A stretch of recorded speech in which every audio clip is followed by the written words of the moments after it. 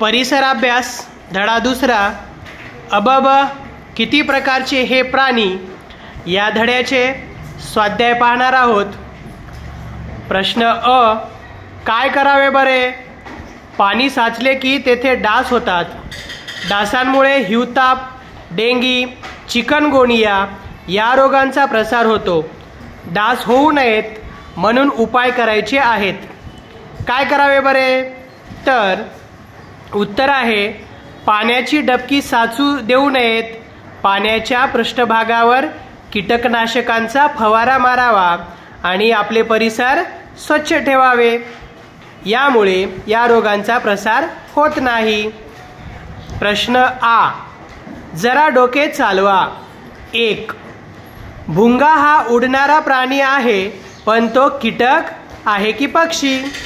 तर उत्तर आहे कीटक। 2. मासा आणि सरडा या दोघांमध्ये कोणता सारखेपणा आहे? उत्तर आहे मासा आणि सरडा या दोघांच्या अंगावर खवले असतात, यांना पाठीचा कणा असतो, तर या दोघांमध्ये हे साम्य आहे। 3. अंगावर पट्टे असणारा प्राणी कोणता? उत्तर आहे वाघ आणि झेब्रा यांच्या अंगावर पट्टे असतात। पाहिलात का नाही तुम्ही? 4. वाळवंटात राहणारे लोक उंट कशासाठी पाळतात? उत्तर आहे वाहतुकीसाठी। 5. मेंढ्या कशासाठी पाळतात? तर उत्तर आहे लोकर, दूध व मांस मिळते म्हणून लोक मेंढ्या पाळतात। 6. कोंबड्या कशासाठी पाळतात? उत्तर आहे कोंबड्यापासून अंडी व मांस मिळते म्हणून लोक कोंबड्या पाळतात। 7. वेगाने पळणाऱ्या प्राण्यांची नावे लिहा। जे प्राणी वेगाने पळतात त्या प्राण्यांची नावे आहेत घोडा, हरिण, चित्ता, वाघ, लांडगा हे प्राणी वेगाने पळतात। 8. उंच भराऱ्या घेणाऱ्या पक्ष्यांची नावे लिहा।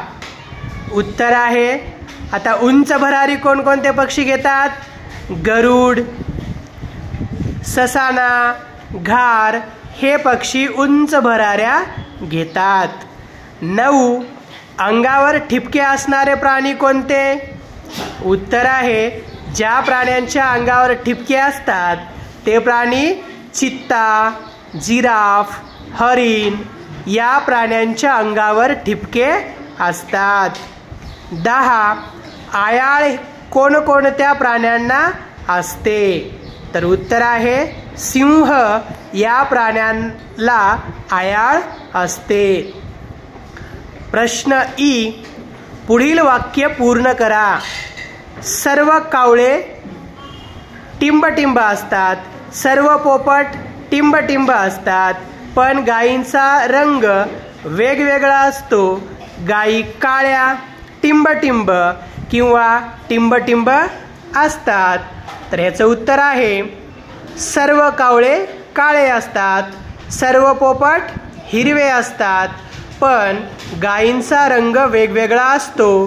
गायी काळ्या, पांढऱ्या किंवा करड्या असतात। प्रश्न ई, माहिती मिळवा आणि वर्गातील मित्रांना सांगा। आपल्याला माहिती मिळवायची आहे आणि वर्गातील मित्रांना सांगायचं आहे। शेकरू, हरियाल, गेंडा, सिंह यापैकी कोणत्या एका प्राण्यांचे चित्र मिळवा, त्याची माहिती गोळा करा, ती माहिती नीट लिहून काढा आणि वर्गातील इतरांना सांगा। तर आपण या ठिकाणी शेकरू या प्राण्यांची माहिती पाहूयात। तर या शेकरू या प्राण्यांचं चित्र तुम्हाला कुठं घ्यायचं आहे? यूट्यूबचा वापर करून किंवा गुगलचा वापर करून त्याचा फोटो पहा। शेकरू ही खारीची एक प्रजाती आहे। शेकरू खारीसारखीच दिसते, शेकरू महाराष्ट्राचा राज्य पशु आहे. शेकरू कुठे आढळतो? शेकरू भीमाशंकर भागात जास्त आढळतात. पुढील प्रश्नांची उत्तरे द्या. 1. कोणकोणत्या प्राण्यांपासून आपल्याला दूध मिळते? उत्तर आहे गाय, म्हैस, शेळी, मेंढी या प्राण्यांपासून आपल्याला दूध मिळते. 2. घरात उंदीर का नको असतात? कारण उंदीर साठवणीतील धान्य खराब करतात, उंदीर कपडे कुरतडतात आणि धान्याची नासाडी करतात, म्हणून घरात उंदीर नको असतात. 3. माशांचा संचार कोठे असतो? उत्तर आहे माशांचा संचार पाण्यात असतो. मासे पाण्यात राहतात. 4. अंगावर पिसे असणारे प्राणी कोणते? उत्तर आहे सर्व पक्ष्यांच्या अंगावर पिसे असतात. 5. पक्ष्यांना किती पाय असतात? पक्ष्यांना 2 पाय असतात. पुढील प्रश्न चुकी बरोबर ते सांगा. 1. बगळा पांढरा असतो. उत्तर आहे बरोबर. 2. पोपटाच्या अंगावर खवले असतात. उत्तर आहे चूक. 3. मांजर ओझे वाहण्याच्या कामात आपल्या उपयोगी पडते. उत्तर आहे चूक. पालीच्या अंगावर केस असतात. उत्तर आहे चूक. 5. कोंबडा खूप उंच उडत नाही. बरोबर. पुढील प्रश्न जोड्या जुळवा. अ गट आणि ब गट. अ गटात 1 सरडे, 2 घार, 3 वटवाघूळ, 4 फुलपाखरू, 5 मासे. ब गटात 1 6 पाय असतात, 2 सरपटतात, 3 पाण्यात राहतात, 4 उडू शकते पण पक्षी नाही, 5 आकाशात उंच भराऱ्या घेऊ शकते. तर यांची उत्तरे पाहूयात. सरडे सरपटतात. 2 घार आकाशात उंच भराऱ्या घेऊ शकतो. 3 वटवाघूळ उडू शकते पण पक्षी नाही. 4 फुलपाखरू फुलपाखरांना 6 पाय असतात. 5 मासे मासे कोठे राहतात? पाण्यात राहतात. पुढील प्राणी ओळखा.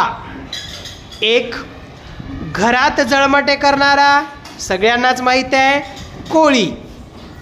2 रंगीबेरंगी रंगीबेरंगी असणारे प्राणी मोर आणि फुलपाखरू. हे प्राणी रंगीबेरंगी असतात. 3 सोंड असलेला सगळ्यांनाच माहिती आहे हत्ती. 4 वेगाने धावणारा. जे प्राणी वेगाने धावतात असे प्राणी आहेत हरिण आणि चित्ता. पुढील प्रश्न पुढील प्राण्यांना किती पाय असतात? 1 साप. सापांना पाय असतात का? नाही, सापांना पायच नसतात. 2 गरुड. गरुडाला 2 पाय असतात. 3 हरिण. हरिणाला 4 पाय असतात. 4 पाल. पालीला 4 पाय असतात. आणि 5 मासी. मासीला 6 पाय असतात. तर अशा प्रकारे आपण स्वाध्याय सोडवलात. तर आता सुंदर हस्ताक्षरामध्ये सर्वांनी लिहावे. धन्यवाद.